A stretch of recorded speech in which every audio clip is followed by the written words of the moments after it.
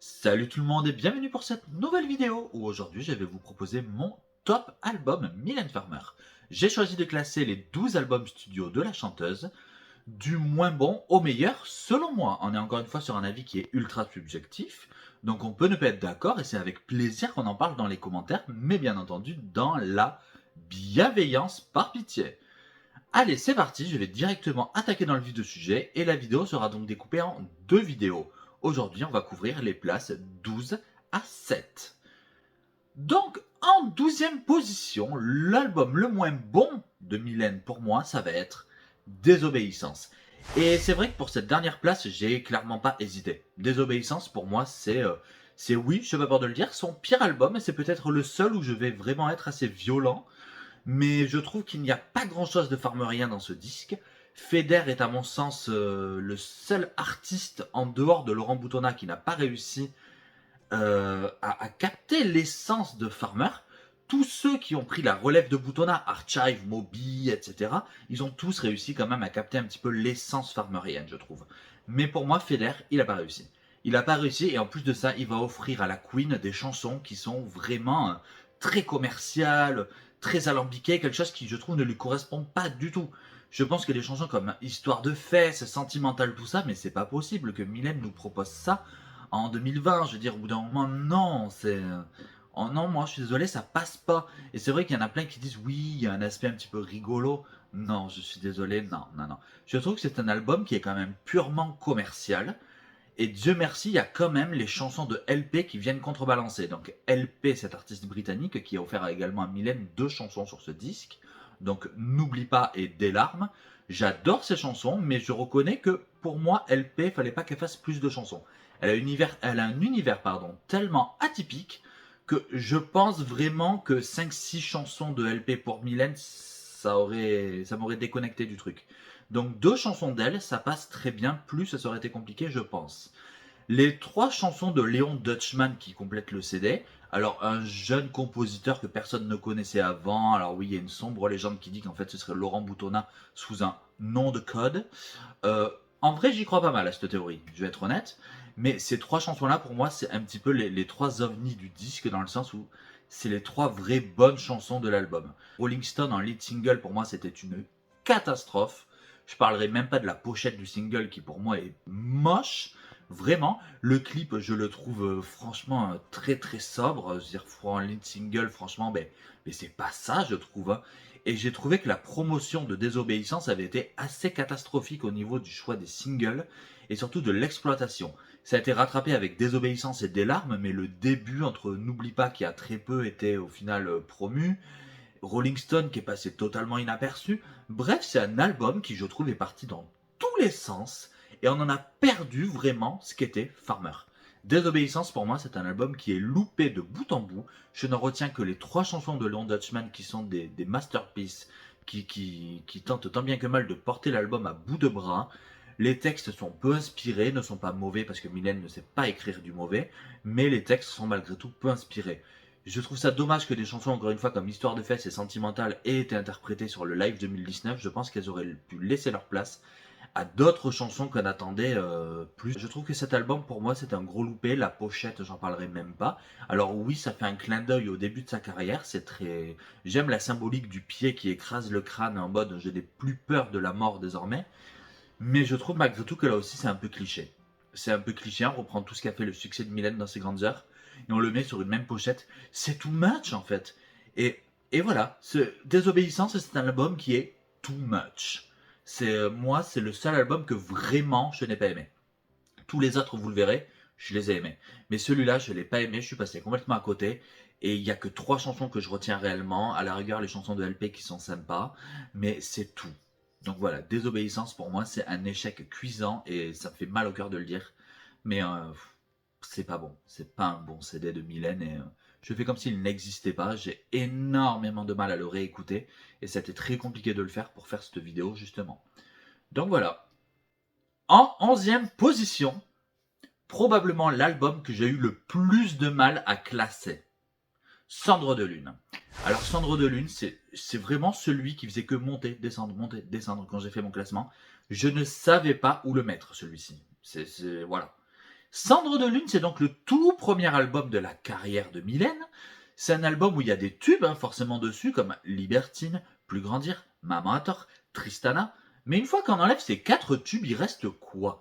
Il reste des chansons avec des textes un petit peu trop poussifs, vraiment. C'est par moments, ouah, ça va trop loin. Tu sens que c'était pas vraiment Mylène dans ce premier album. Malgré tout, clairement, les chansons hors single ont le mérite de poser un cadre de ce que sera la suite et de ce que sera Mylène. Donc c'est pour ça que je voulais pas le mettre en dernier quand même. Une fois que tu enlèves les singles, je trouve qu'il reste pas grand chose. À la rigueur, Au bout de la nuit, qui est une sublime chanson malgré un texte ultra maladroit. Greta, qui est sympathique. Chloé, qui est mignonnette. Mais voilà, ça pose un cadre très noir, très sombre, mais trop sombre. Trop dans le cliché de hey, regarde, moi je suis dark, t'as vu? Non, je trouve que Cendre de Lune, voilà. C'est pour moi, voilà. On est dans le syndrome premier album. C'est-à-dire qu'on va mettre tous les singles qui sont sortis, qui sont des tubes, et après on va faire du remplissage, et on va un petit peu montrer ce que va être par la suite vraiment l'artiste en elle-même. C'est un album qui présente l'univers Farmer, encore une fois, qui en dessine les contours, mais qui n'est clairement pas parfait.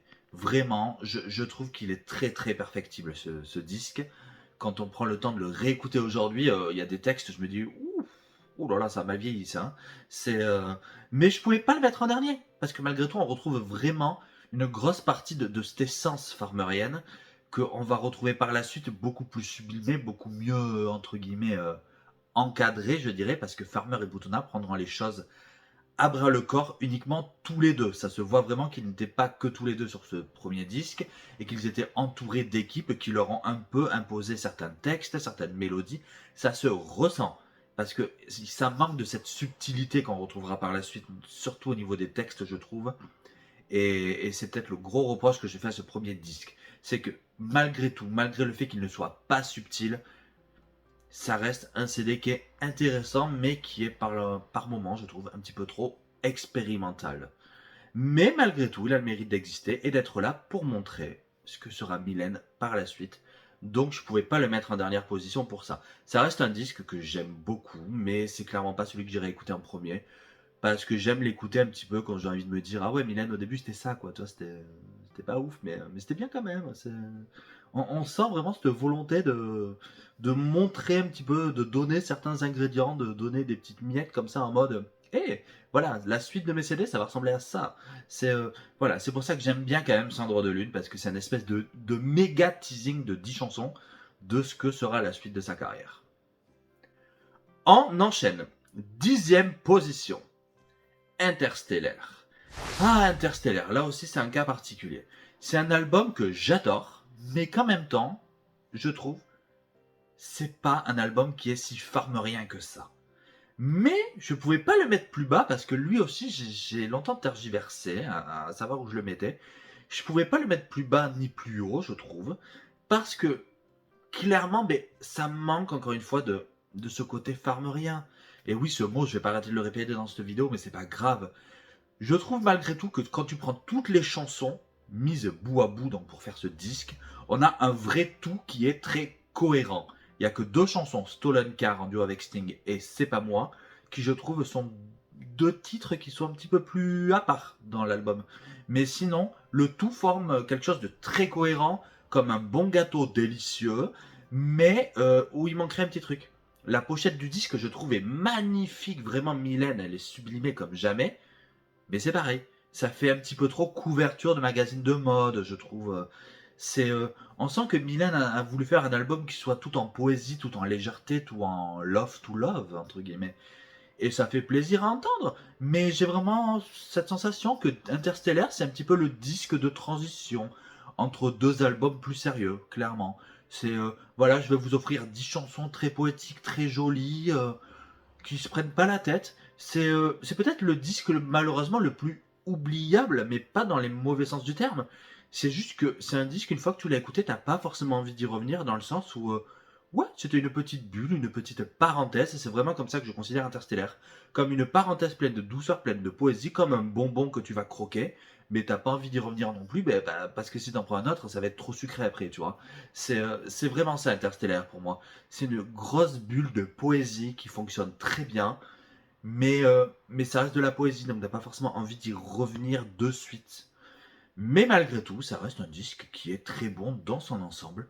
C'est juste que la touche Farmer, on ne la retrouve pas beaucoup, je trouve.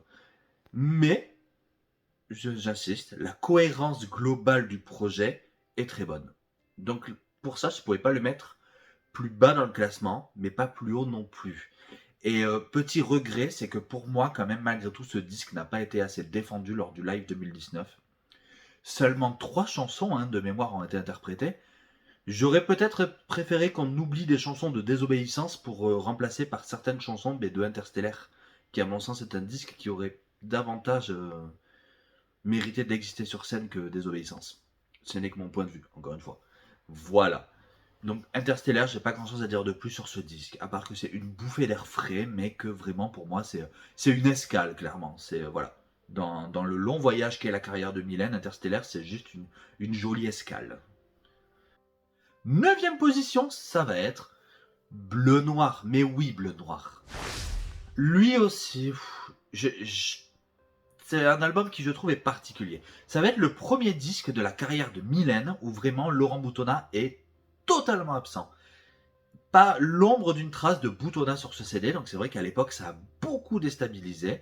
Ce premier lead single, Oui mais non, composé plutôt par Red One, compositeur historique de Lady Gaga, déjà là aussi ça avait de quoi un petit peu choquer, interpeller, mais pour moi Oui mais non, c'est clairement un des meilleurs bangers de Mylène des années 2010. Vraiment, je trouve que ce titre il est incroyable et on l'a vu sur la dernière tournée Nevermore où vraiment c'est la chanson qui a mis le feu au stade, littéralement.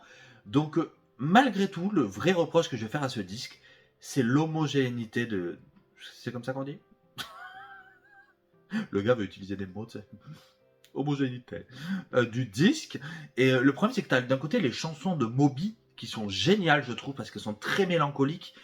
On sent une Mylène qui est totalement ailleurs, qui s'envole par moments sur toutes ces compositions très, entre guillemets, particulières de Moby.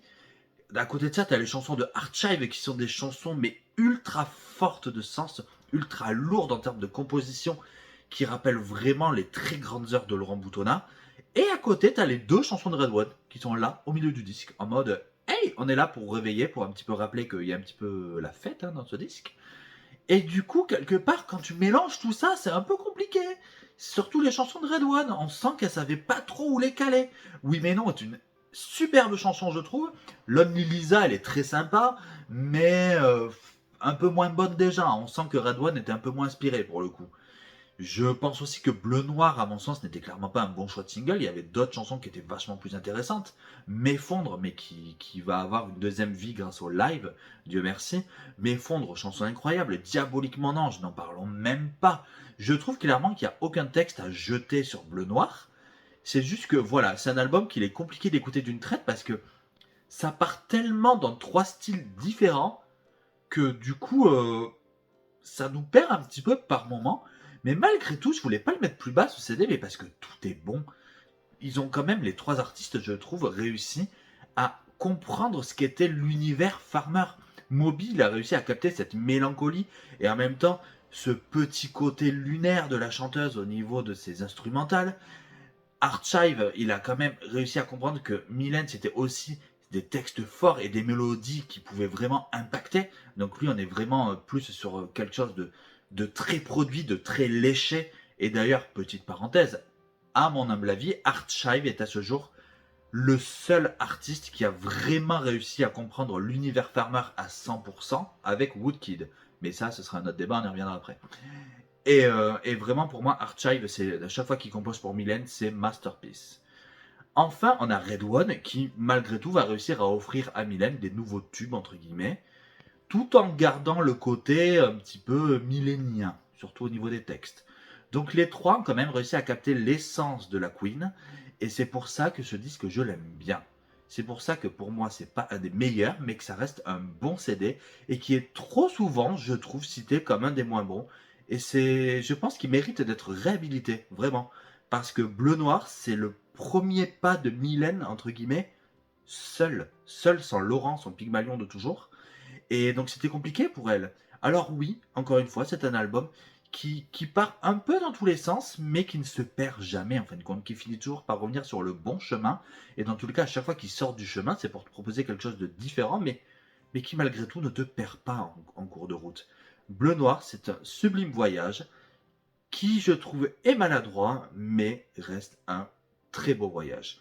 Bleu Noir, c'est un disque que j'adore et qui vraiment, je pense, mérite d'être réhabilité. Enfin, mention à la pochette, qui je sais là aussi a beaucoup déplu. Moi j'ai adoré. J'ai adoré cette pochette avec une Mylène très floue dessus. Comme si j'y vois un petit peu comme une métaphore en mode je suis plus en Laurent Boutonnat pour la première fois. Du coup, ouais, c'est très flou, j'avance dans le brouillard clairement. C'est bleu-noir, voilà, bleu un petit peu, tout est beau, machin. Noir, c'est la tristesse, est-ce que ça va marcher, toi? Tu vois, j'y vois vraiment à la fois dans le titre et dans cette pochette une espèce de métaphore pas possible sur est-ce que partir sans Laurent, ça va marcher ou ça va bider. Tu vois, je trouve qu'il y a vraiment un côté très métaphorique dans ce titre d'album et dans cette pochette, à mon sens. Huitième position, et je pense que c'est là où vous allez peut-être commencer à me détester, mais ça va être Point de suture. Point de suture, on va être clair, la première fois que je l'ai écouté, je l'ai pas du tout aimé. Je n'ai pas du tout aimé ce disque, parce que je fais partie de ceux qui sortaient de Avant que l'ombre, et du coup, sorti d'Avant que l'ombre, quand tu entends Point de suture, la première fois, ouais, ça, pas, tu te prends un petit peu comme un impact. Puis tu réfléchis, tu y reviens, tu l'apprécies un peu plus. Puis tu y reviens, tu l'apprécies encore plus. Et tu y reviens et voilà. Je vais pas te faire le laïus. Hein. Bref, c'est vraiment un album qui m'aura fallu du temps à apprécier. J'y reconnais que Mylène est très inspirée niveau texte. Sauf à la rigueur sur deux trois. Mais le fait qu'il n'y ait que 10 chansons, ça revient un petit peu aux grandeurs farmeriennes en mode il y en a que 10 donc savoure-les bien, tu vois. L'électro façon boutonna, parlons-en. Eh bien, je trouve que ça fonctionne. Personnellement, moi, j'adore. Ça, c'est une électro qui est assez lourde, alors oui, qui est assez datée, on va pas se mentir, mais qui en même temps correspond à l'univers, correspond à Mylène. Je trouve par exemple que Dégénération est 100 fois meilleur que Lonely Lisa. Tu vois. C'est ma chanson préférée de Point de Suture, là aussi, une populaire opinion, mais c'est Réveiller le monde. Je trouve que cette chanson, elle est incroyable parce que vraiment, elle est à la fois mélancolique, elle a un super texte et en même temps, on a ce côté électro qui fonctionne. On a réussi à vraiment tout mélanger dans ce texte. On a C'est dans l'air qui est vraiment une chanson taillée pour les lives, mais qui, je suis désolé de le dire, a un texte très pauvre. Là aussi, insultez-moi, mais c'est pas grave. Et les gars, à un moment donné, on va être honnête. Le texte de C'est dans l'air, franchement, ça vole pas haut, quoi. C'est vraiment une chanson qui a été faite pour foutre le feu dans les concerts. C'est pas une chanson qui a été faite pour que t'en retiennes le texte, soyons honnêtes 2 secondes quand même. Hein. Si j'avais au moins une superbe balade, mais là aussi je trouve qu'au niveau du texte, c'est peut-être un texte qui est un peu moins inspiré que les balades habituelles de Mylène, mais c'est pas grave, ça reste une sublissime chanson. Mais pour moi, qui n'arrive pas à la hauteur de Point de suture. Point de suture, c'est la pépite du disque. L'une des plus belles balades de toute la carrière de Mylène, à mon sens. C'est une chanson où tu sens que réellement elle-même guérit de ses points de suture. Et c'est pour ça, il y a un côté très autobiographique, je trouve, dans ce texte qui se ressent, qui transpire de partout dans la chanson. C'est incroyable, vraiment. Le duo avec Moby, là aussi, il est un peu trop passé inaperçu, ce Looking for My Name. Moi, yeah. Moi, ce duo, je l'adore. Je trouve que c'est une chanson qui vraiment est construite de façon très crescendo au niveau de la rythmique. Et j'adore. Franchement, j'adore ce que Moby a fait là-dessus. Au niveau de sa voix, vraiment, qui a un impact, je trouve, qui est différent de d'habitude. Vraiment.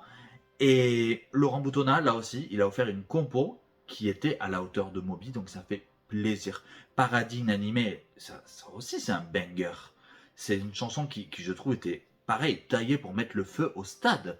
Mais du coup, me direz-vous, si j'ai tout aimé dans ce disque, pourquoi est-ce que je le mets que en 8e position? Eh bien, tout simplement parce que je trouve qu'il va manquer, malgré tout, ce petit truc en plus. À mon sens, trop d'électro tue l'électro. Moi, ce que j'aime chez Mylène, c'est les balades, c'est la mélancolie. Et c'est vrai qu'ici, hormis si j'avais au moins ce que je trouve est une balade sympatoche, mais sans plus, il ne reste que Point de Suture. Après, c'est que de l'électro sur 8 chansons. Donc, ouais, je trouve qu'il manquait une ou deux chansons un peu plus pop, un peu plus up-tempo pour arrondir les angles. C'est, je trouve, un disque voilà qui n'a pas assez arrondi les angles et où il manque un truc. Il manque pas grand-chose, mais il manque ce truc pour que le CD soit top. Et c'est vraiment dommage. Point de Suture, pour moi, c'est un disque qui n'est pas fini, qui est très bon, mais tu as cette impression de trop peu de... Il manque un truc. C'est dommage, parce que tout fonctionne clairement. Tout va, mais il te manque le petit truc en plus, il te manque cette étincelle. Je trouve aussi que la pochette n'est clairement pas très réussie, je suis désolé. Tout le design avec cette poupée est assez intéressant, mais cette pochette, on sent c'est un espèce de photomontage assez hasardeux, on va être honnête, et qui est pas très réussi, je trouve. C'est voilà, l'idée de ne pas montrer Mylène sur la pochette, ça me choque pas, moi ça je m'en fiche clairement, mais ça n'a pas été fait de la plus belle des façons, je trouve. On sent le côté un petit peu montage à la One Again et c'est dommage, vraiment. C'est un album qui, je trouve, aurait mérité d'être un petit peu plus finalisé. C'est vraiment le gros reproche que je fais à Point de Suture. C'est que quand je finis le disque, je me dis, c'était super, mais là, comme ça s'arrête. C'est assez brutal, quoi, tu vois. C'est la chanson cachée Ave Maria, parlons-en. Là aussi, Mylène nous prouve qu'elle peut faire absolument tout ce qu'elle veut avec sa voix quand elle le veut, puisqu'elle reprend l'Ave Maria. Clairement, elle le reprend avec une subtilité, une douceur incroyable, sans parler, bien entendu, de la justesse. Parce que reprendre l'Ave Maria, c'est surtout ça.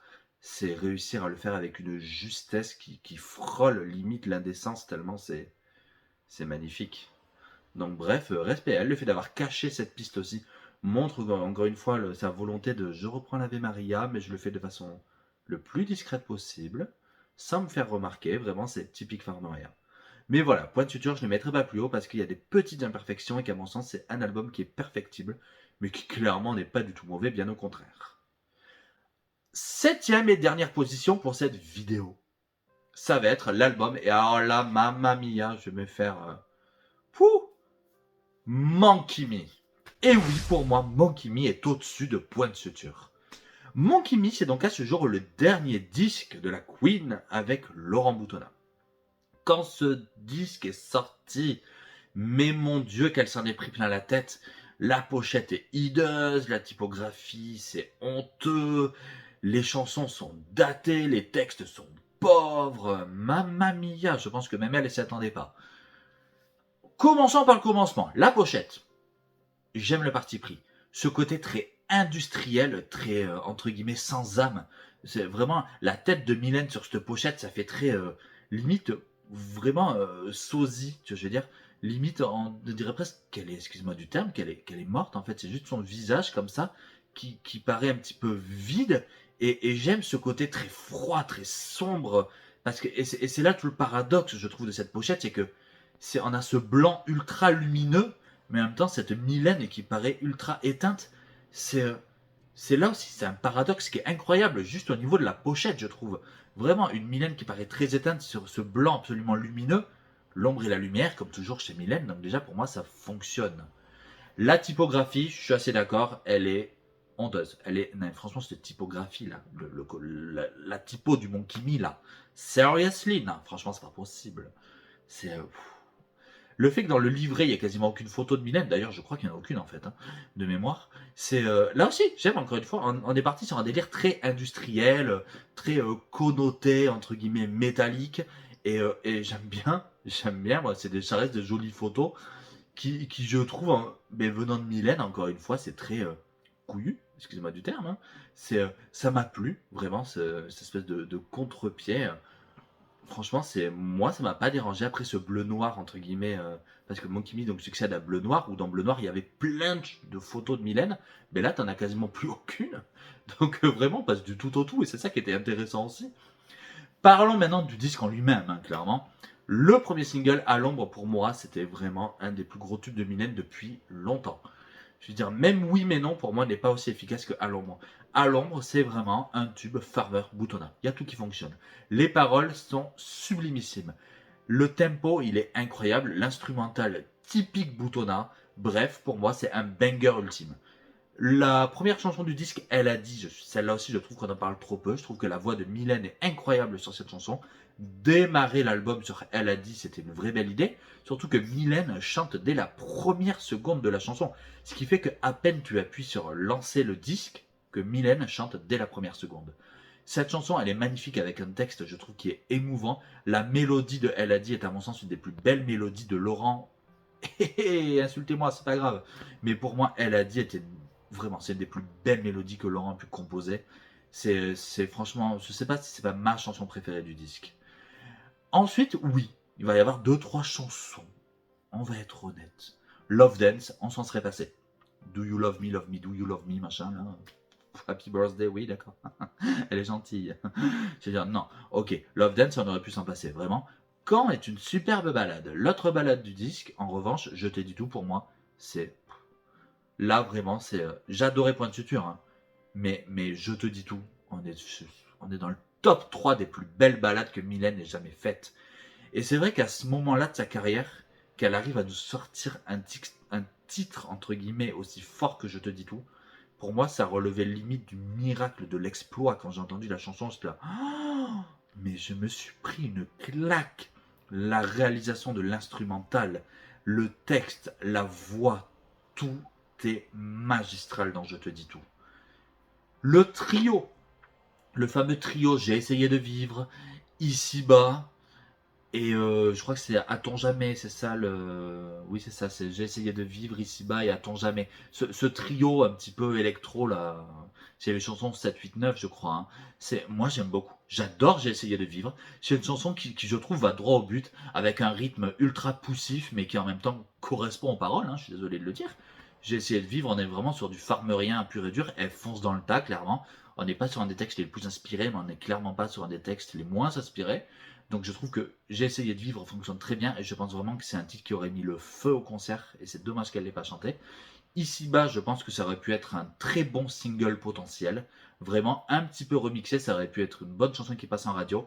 Avec ce refrain qui, on va être honnête, reste en tête. Donc je pense que Ici-bas, là aussi, elle est perfectible cette chanson. J'aurais juste enlevé les poètes entre guillemets de l'instrumental. Mais sinon, reste une très bonne chanson. A-t-on jamais, c'est une chanson qui, entre guillemets, se veut entre la balade et la chanson up-tempo. Donc, c'est une parfaite transition, là aussi, je trouve, avec Nuit d'hiver. Alors, Nuit d'hiver, c'est l'ovni du CD, vraiment. Nuit d'hiver, cette petite chanson qui va faire un rappel avec Chloé, issue du tout premier disque de la carrière de Mylène, j'ai adoré. Nuit d'hiver, ça renoue avec les chansons ultra expérimentales, ultra instrumentales, avec très peu de paroles. Vraiment, on renoue avec les grandes heures de Laurent Boutonnat, avec Ainsi soit je, l'autre, tout ça. Vraiment, c'est la chanson qui fait du bien quand elle arrive. À force de, là aussi, pour moi, c'est un banger. On savait déjà que ça allait être la chanson qui allait ouvrir les futurs concerts. Parce que oui, à force de, je trouve que c'est une superbe chanson. Le texte est incroyable, l'instrumental reste en tête, tout fonctionne. Donc oui, au final, je suis désolé, Monkey Me, je trouve que c'est un album qui est sous-coté. La seule chose qui vraiment, effectivement, ne fonctionne pas, ça va être ces espèces de poètes dont Laurent Boutonnat s'est senti obligé de mettre dans les trois quarts des chansons. Mais sinon, les instrumentales sont quand même très réussies. Elles sont juste un petit peu trop lourdes, c'est tout. Il aurait fallu un petit peu les atténuer. Mais pour moi, il n'y a aucune chanson qui est à jeter. Tu ne le dis pas, mais là aussi, c'est un des plus beaux gâchis de la carrière de Mylène. Pourquoi cette chanson n'a jamais été chantée lors d'un live?